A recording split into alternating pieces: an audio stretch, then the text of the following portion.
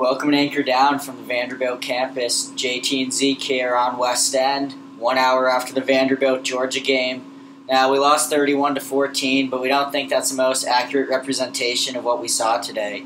Overall, there were three major takeaways that we saw. One was that we can't catch the ball.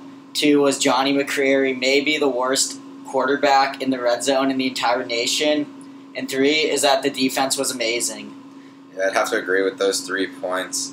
There had to be, I would be confident to say there were at least 8 drops, possibly even 10 today. I mean, you look, there was a drive where Shoy had 2 or 3 in a row. There was Sims a couple of times on very easy passes, plus a couple other players who had drops in big spots. And that's why you look at Johnny McCreary's stat line. He had 295 yards, 1 touchdown, 3 picks. Was he 25 for 50? 24 for 50. 24 for 50. Yeah.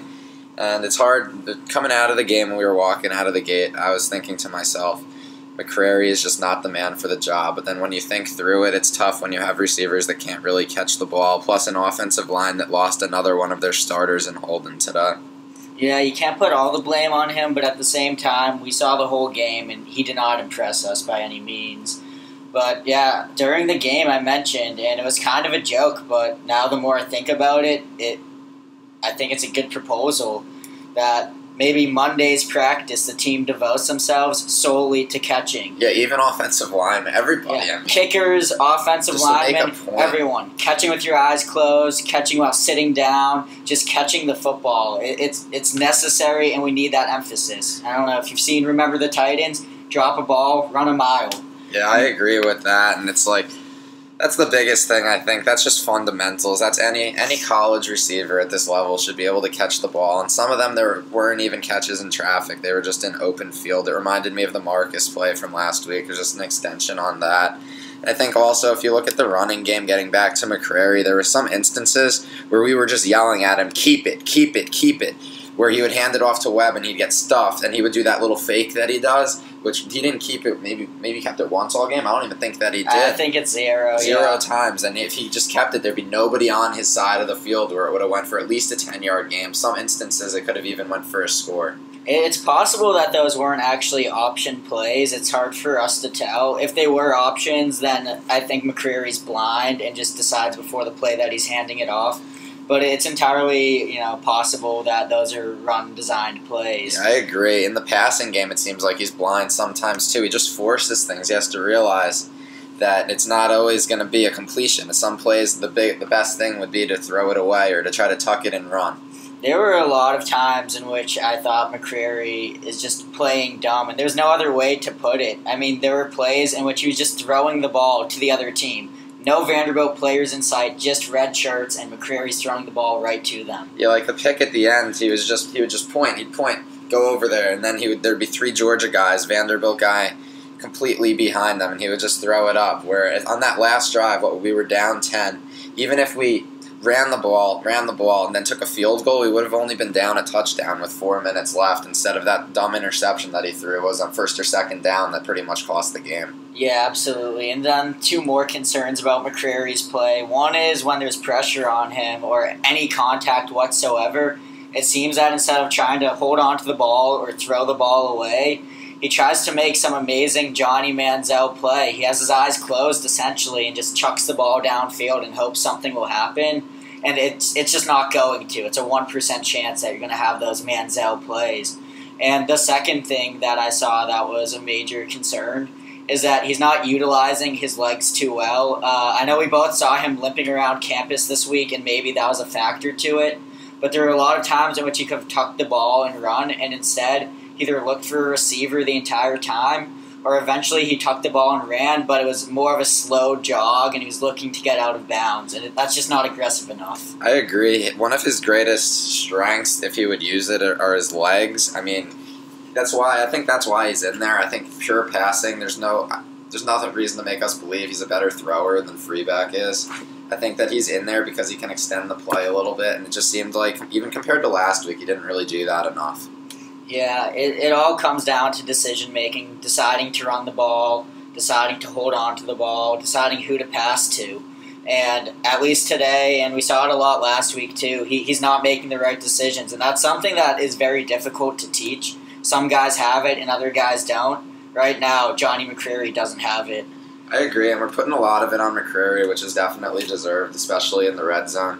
But I think the players need to be put in a position to succeed, and I think some of that comes back to the play calling. We were a little lenient last week talking about Ludwig and the play calling, but the whole game we were standing there screaming, try a receiver screen, try some kind of misdirection. It just seemed like they would try, Ludwig would try what he wants to work and not what, he doesn't go away from it when it doesn't work. And then the first receiver screen of the game went for a touchdown.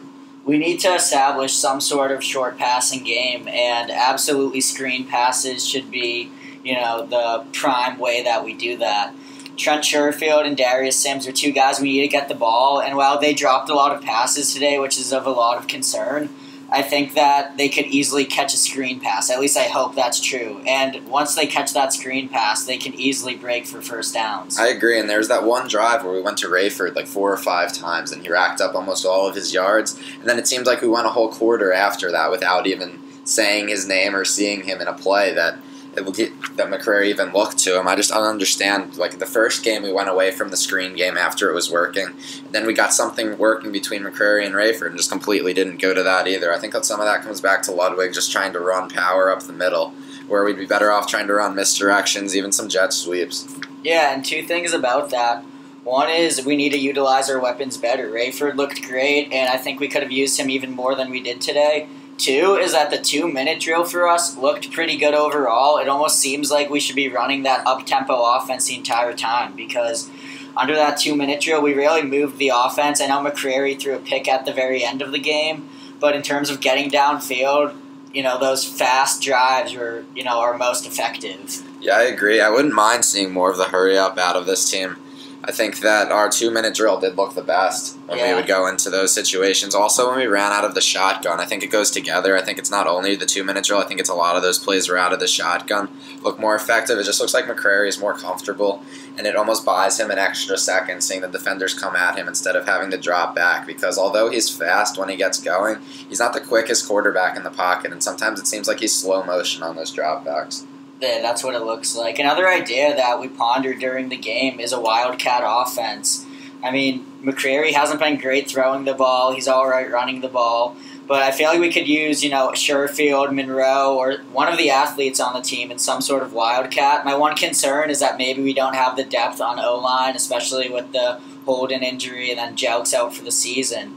But it often seems like the offense may move better if we can use our weapons in the wildcat. Or at least try it. Like when we had Zach Stacy, that worked. I mean, if you just put Webb or Sherfield in the wildcat, I think it's worth a shot. I think running more option stuff, if McCreary was, it seems like he's limping, it seems like he's not at 100%. If he was healthy, there is some opportunities in that game where that definitely would have worked, even if we put in a receiver and did that, because for a large chunk of the game, McCreary, we were no threat to pass the ball. It's like we had McCreary's designation as quarterback, but it almost would have been the same as if we had Sherfield or Sims back there taking the snaps, faking it to Webb, or taking it themselves.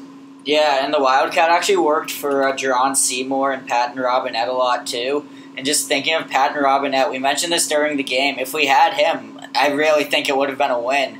And when we thought about it after the game, there's so many quarterbacks in the country that if we had them, we would have won. I mean, even Georgia's third-string quarterback, we joked. If we had whoever that is, it's hard to imagine that we would have lost. There were just so many poor decisions by McCreary that really dug us deep. I agree. We're also joking around. It's kind of cool. We got a picture with Tim Tebow this morning, and we were just thinking, like...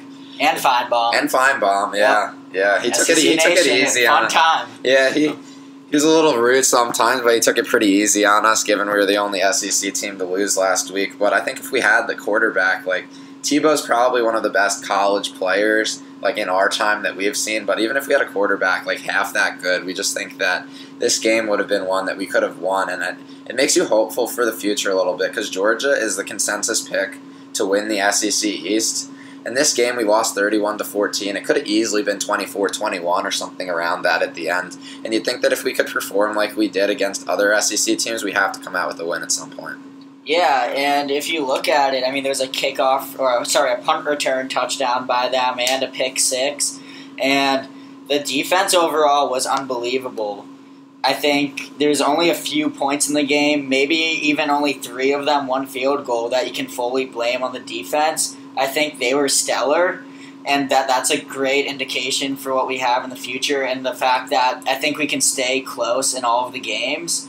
And, I mean, for that reason, I feel like if we were to have a good quarterback, we'd be winning all of these games. I feel like you look at it, the defense on paper just gave up 17 points. One of those drives was just McCrary throwing a pick instead of us punting it, putting the defense in a really tough situation. And there was a couple more drives where the defense were placed in tough situations. There's that one drive where Chubb had the really long run. There's just one play. It's hard to blame the defense for that. I mean, we definitely didn't shut them down. Like, they ran for a lot of yards, but we definitely contained their offense. They really didn't have much of a passing game. I thought our secondary looked pretty good, and I think that our defense put us in a position to win. I mean, we were playing a very good team. We're playing a top 10 team out there, and we did have a realistic shot. I mean, you take a field goal on that final drive, you get the onside kick. You never know. The game could have turned out differently, and I think it's different. It's different than last year, because playing Georgia last year, we lost by a ton, and you think there'd be no way that we would have been able to win that game. And this game is one where you never know. It's like last week we said there were 5 key plays. This week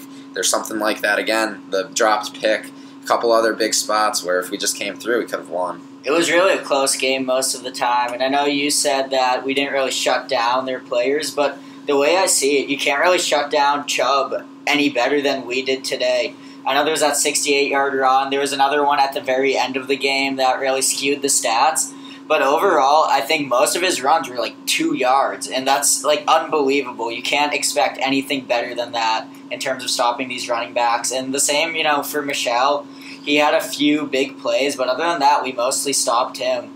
And it was just a phenomenal defensive game. Darian Herring was all over the place. He was tremendous. I think the D-line played well. Weatherly had a really great play. McGaster had a great play. Yeah, McGaster and Herndon looked really good, too. And, I mean, Burks had that dropped potential pick 6. That was disappointing, but he played all right overall, I'd say. I think he recovered the kick, too, didn't he? That's true. He did that, yeah. So going forward, got the game against Austin Peay next week. It should be a game where maybe we get to see some other players. Maybe there'll be some other playmakers that emerge, and hopefully it's a game where the receivers can get their hands right and get their confidence back again. Because Choi, an all-SEC performer last year, should not be dropping passes. I mean, it makes it hard when your quarterback and offensive line are struggling already if the guys who you thought you could count on just can't catch the football.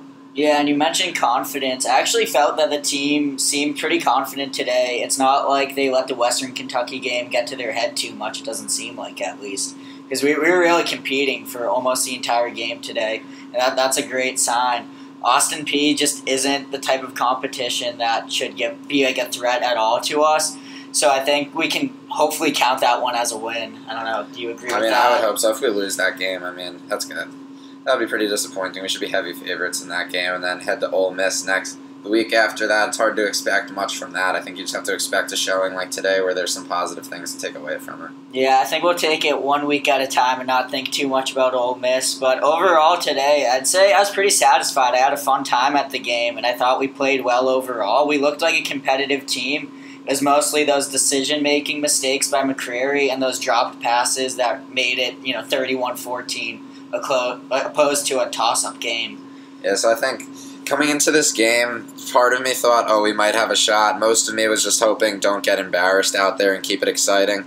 I think the game was exciting. It was more, even though it was a bigger margin, it was much more fun to be at this game than last week. I think there's reason to be excited about this team, at least giving us entertaining performances, although they do need to come through with some wins at some point. I think going forward, if I had to bet, I'd say that we do win an SEC game this year as long as we keep playing how we are now.